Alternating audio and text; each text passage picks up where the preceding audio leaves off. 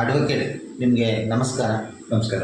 Big Boss season 11ರ ಸ್ಪರ್ಧಿ ಚೈತ್ರಾ ಕುಂದಾಪುರ ವಿರುದ್ಧ ನೀವು ಕಾನೂನು ಸಮರಕ್ಕೆ ಹೊರಟಿದ್ದೀರಂತೆ, ಅದರ ಬಗ್ಗೆ ಒಂದು ಸಣ್ಣ ಮಾಹಿತಿ. ನನಗೆ ಈ ಚೈತ್ರಾ ಕುಂದಾಪುರ ಏನಿದ್ದಾರೆ ಇವ್ರ ಬಗ್ಗೆ ನನಗೇನು ವೈಯಕ್ತಿಕವಾಗಿ ಯಾವುದೇನು ದ್ವೇಷ ಇಲ್ಲ. ಆದರೆ ಈ ಮಾಧ್ಯಮದವರು ಈ ಮಾನವೀಯ ಮೌಲ್ಯಗಳನ್ನು ಇಟ್ಕೊಂಡು ಕೆಲವು ಸೀಸನ್ಗಳನ್ನು ಪ್ರಸಾರ ಮಾಡಬೇಕು ಅಂತ ಹೇಳೋದು.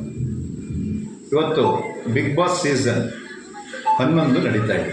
ಇದು ನಮಗೆ ಗೊತ್ತಿದೆ, ನಿಮಗೆ ಗೊತ್ತಿದೆ. ಈ ಬಿಗ್ ಬಾಸ್ ಸೀಸನ್ನ ಕೋಟ್ಯಾಂತರ ಜನರು ನೋಡ್ತಾರೆ.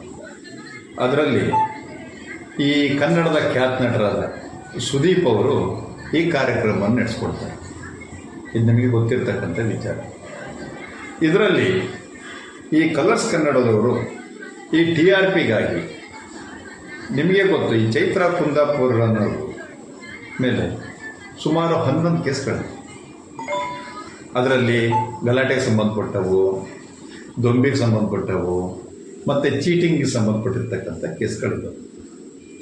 ಹಿಂದೆ ಈ ಇತ್ತೀಚಿನ ಒಂದು ವರ್ಷದ ಈಚೆಗೆ ಈ ಕುಂದಾಪುರ ಅವರು, ಕುಂದಾಪುರ ಮೀನ್ ಚೈತ್ರಾ ಕುಂದಾಪುರ ಇವರು ಭಾಳ ಸುದ್ದಿಯಾಗಿದ್ದು. ಟಿವಿಯಲ್ಲಿ ಯಾವ ಮಾಧ್ಯಮದಲ್ಲಿ ನೋಡಿದ್ರು ಅವರ ಹೆಸರು ಬರ್ತಾ ಇತ್ತು.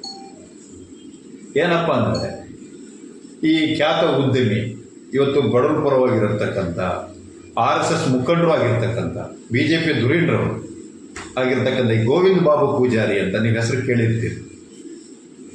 ಅವರಿಗೆ ನಾನೊಬ್ಬ RSS ಮುಖಂಡೆ ಅಂತನೋ ಮತ್ತು BJPಯಲ್ಲಿ ನನ್ನ ಹೋಲ್ಡಿಂಗ್ ಇದೆ ಅಂತ, ನಿಮಗೆ ಗಗನ್ ಅನ್ನರ ಕಡೆಯಿಂದ ನಿಮಗೆ ಟಿಕೆಟ್ ಕೊಡಿಸ್ತೀನಿ ಅಂಥೇಳಿ 5 ಕೋಟಿ ರೂಪಾಯಿನ ಸುಲಿಗೆ ಮಾಡ್ತಾರೆ ಅಂತ ಹೇಳಿ ಪೊಲೀಸ್ನವರು FIR ಹಾಕಿದ್ದಾರೆ. ಆ 5 ಕೋಟಿ ರೂಪಾಯಿದಲ್ಲಿ ಏನು ಚೈತ್ರಾ ಕುಂದಾಪುರ ಮತ್ತು ಇವಳ ಈ ಸಹಚರರಿಂದ 3,75,00,000 ಸಹ ರಿಕವರಿ ಮಾಡ್ತಾರೆ. ಆ ಸಂಬಂಧ ಹಲವಾರು ಸೆಕ್ಷನ್ಗಳ ಜೊತೆಗೆ 420 ಸೆಕ್ಷನ್ ಕೂಡ ಅಲ್ಲಿ ಆ್ಯಡ್ ಆಗ್ತದೆ. 800 ಪೇಜಿನಷ್ಟು ಚಾರ್ಜ್ ಶೀಟ್ ಕೂಡ ಹಾಕ್ತಾರೆ. ಹೀಗಿದ್ದಾಗ ಈ ಬಿಗ್ ಬಾಸ್ ಸೀಸನ್ನಿಗೆ ಕೋಟ್ಯಾಂತರ ಜನ ಅಭಿಮಾನಿಗಳಿದ್ದಾರೆ. ಎಸ್ಪೆಷಲಿ ಈ ಸುದೀಪ್ ಕನ್ನಡದ ಒಬ್ಬ ಮೇರು ನಟ. ಅವ್ರ ಕಾರ್ಯಕ್ರಮಗಳು ಅಂದರೆ ಸಾಧಾರಣವಾಗಿ ಜನ ಭಾಳ ನೋಡ್ತಾರೆ. ಇದರಲ್ಲಿ ನಮ್ಮ ಮನೆಯವರು ನೋಡ್ತಾರೆ, ನಮ್ಮ ಹೆಣ್ಮಕ್ಳು ನೋಡ್ತಾರೆ, ಅಕ್ಕಪಕ್ಕದ ಅತ್ತೆಂದಿರು ನೋಡ್ತಾರೆ, ತಾಯಿಯಂದಿರು ನೋಡ್ತಾರೆ. ಇವರಿಗೆಲ್ಲ ಈ ಚೈತ್ರಾ ಕುಂದಾಪುರ ಅಂತವ್ರನ್ನೆಲ್ಲ TRP ಬಳಸ್ಕೊಂಡ್ರೆ ಏನು ಸಂದೇಶ ಹೋಗ್ಬೋದು? ಮತ್ತು ಆ ಸುದೀಪ್ ಅವರು ಇವಳನ್ನ 3ನೇ ಪ್ರತಿಸ್ಪರ್ಧಿಯಾಗಿ ಇವಳನ್ನ ಆ ಬಿಗ್ ಬಾಸ್ ಮನೆಯೊಳಗೆ ಕರ್ಕೋಬೇಕಾದ್ರೆ ಕರ್ಕೊಂಡಾದಾಗ ಇವಳನ್ನ ಫೈರ್ ಬ್ರ್ಯಾಂಡ್ ಅಂತ ಹೇಳಿ ಹೊಗಳ್ತಾರೆ. ಫೈರ್ ಬ್ರ್ಯಾಂಡ್ ಅಂತ ಹೇಳಿದಾಗ ಮತ್ತು ಅವಳು ಹೇಳ್ತಾಳೆ, ನಾನು ಹಿಂದಿನ ಸೀಸನನ್ನು ಜೈಲಲ್ಲಿ ನೋಡಿದ್ದೀನಿ ಅಂತ. ಇದು ಯಾವ ರೀತಿ ಸಂದೇಶ ಸಾರ್ವಜನಿಕರಿಗೆ ಬರ್ಬೋದು? TRPಗಾಗಿ ಮಾಧ್ಯಮದವರು ಇಂಥವ್ರನ್ನ ಉಪಯೋಗಿಸಿವಾಗ ಕಲರ್ ಕನ್ನಡ ಇವತ್ತು ಫೇಮಸ್ ಚಾನಲ್.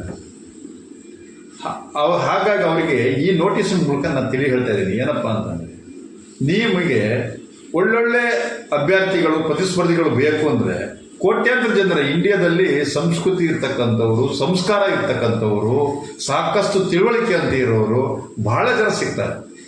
ಅಂಥದ್ರಲ್ಲಿ ಈ ಸಮಾಜದಲ್ಲಿ ದುಷ್ಪರಿಣಾಮವನ್ನು ಬೀರ್ತಕ್ಕಂಥವ್ರು, ಕುಂದಾಪುರ ಅವ್ರ ಬಗ್ಗೆ ಇನ್ನೊಂದು ಸಣ್ಣ ವಿಚಾರ ಹೇಳಬೇಕು ಅಂದರೆ, ಕುಂದಾಪುರದ ಜನತೆ ಈ ಚೈತ್ರಾ ಕುಂದಾಪುರ ಅಂತ ತಮ್ಮ ಹೆಸರನ್ನ ಇಟ್ಕೊಂಡಿದ್ದಕ್ಕಾಗಿ, ಇವಳು ಈ ಇನ್ಸಿಡೆಂಟಿಗೆ ಒಳಗಾಗಿದ್ದಕ್ಕಾಗಿ ಆ ಹೆಸರನ್ನ ತೆಗೆದುಹಾಕಬೇಕು, ಅವಳೆಲ್ಲೂ ಕೂಡ ಆ ಹೆಸರನ್ನ ಬಳಸಲೇಬಾರದು ಅಂತೇಳಿ ಅವ್ರು ಸ್ಟ್ರೈಕ್ ಕೂಡ ಮಾಡಿದ್ರು. ಮತ್ತೆ ಮೇಲಾಗಿ ಅದ್ರ ವಿರುದ್ಧ ಕೋರ್ಟಿಗೆ ಕೂಡ ಹೋಗಿದ್ರು. ಹೀಗಿರ್ತಕ್ಕಂಥ ವ್ಯಕ್ತಿ ಈ ಸೀಸನ್ ಒಳಗೆ ಸಾರ್ವಜನಿಕರಿಗೆ ಏನು ಸಂದೇಶವನ್ನು ಕೊಡಬಲ್ಲರು? ಅಲ್ಲಿ ಹೋಗಿ ಇನ್ನೊಂದಿಷ್ಟು ಕಿತ್ತಾಡ್ಬೋದು. ಅದನ್ನು ನಾವು ಬೆಳಗ್ಗೆಯಿಂದ ರಾತ್ರಿ ತನಕ ನಾವು ನಮ್ಮ ಮಕ್ಕಳು ನೋಡ್ತಕ್ಕಂಥದ್ದು. ಹಾಗಾಗಿ ನಾನು ತೀವ್ರವಾಗಿ ಇದನ್ನು ಪ್ರತಿಭಟಿಸ್ತೇನೆ. ನಾನೊಬ್ಬ ವಕೀಲನಾಗಿ, ಕರ್ನಾಟಕ ರಾಜ್ಯ ಜನಪರ ಹೋರಾಟ ವೇದಿಕೆ ಅಧ್ಯಕ್ಷನಾಗಿ ಈ ಕೂಡಲೇ ಈಗ ನೋಟಿಸ್ ಕೊಟ್ಟಿದ್ದೀನಿ. ನಾನು ಅವ್ರ ಸಂಪಾದಕರಿಗೆ, ಪ್ರೊಡ್ಯೂಸರಿಗೆ ಇಬ್ಬರಿಗೂ ನೋಟಿಸ್ ಕೊಟ್ಟಿದ್ದೀನಿ. ಹಾಗೂ ಇದನ್ನು ನನ್ನ ಮುಖ್ಯಮಂತ್ರಿಗಳ ಗಮನಕ್ಕೂ ಹಾಗೂ ಗೃಹ ಮಂತ್ರಿಗಳ ಗಮನಕ್ಕೂ ಹಾಗೂ ಪೊಲೀಸ್ ಮಹಾನಿರ್ದೇಶಕರಿಗೂ ಕೂಡ ಇಮೇಲ್ ಮೂಲಕ ಕಳಿಸಿದ್ದೀನಿ.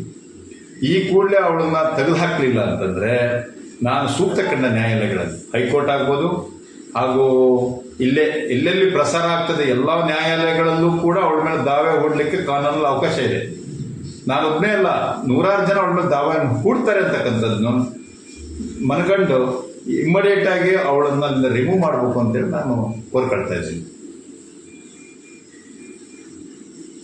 ಏನು ಹೇಳೋಕ್ಕೆ ಇಷ್ಟಪಡ್ತೀನಿ ಅಂದರೆ, ಬಿಗ್ ಬಾಸ್ ಕಲರ್ಸ್ ಕನ್ನಡದವರು ಈ ಕೂಡಲೇ ಇದ್ರ ಬಗ್ಗೆ ಕ್ರಮ ವಹಿಸಬೇಕು. ಇಲ್ಲದೆ ಹೋದರೆ ನಾನು ಮಾನ್ಯ ಉಚ್ಚ ನ್ಯಾಯಾಲಯದಲ್ಲಿ ಮತ್ತು ಸಂಬಂಧಪಟ್ಟ ನ್ಯಾಯಾಲಯಗಳಲ್ಲಿ ಅತ್ಯಂತ ಶೀಘ್ರವಾಗಿ ಕೇಸ್ ಹಾಕಿ ಈ ಶೋಗೆ ತಡೆಯತಕ್ಕಂಥ ಪ್ರಯತ್ನವನ್ನು ನಾನು ಪ್ರಾಮಾಣಿಕವಾಗಿ ಮಾಡ್ತೀನಿ ಅನ್ನೋ ಮಾತನ್ನು ಈ ಸಂದರ್ಭದಲ್ಲಿ ಹೇಳ್ತೀನಿ. ಧನ್ಯವಾದ.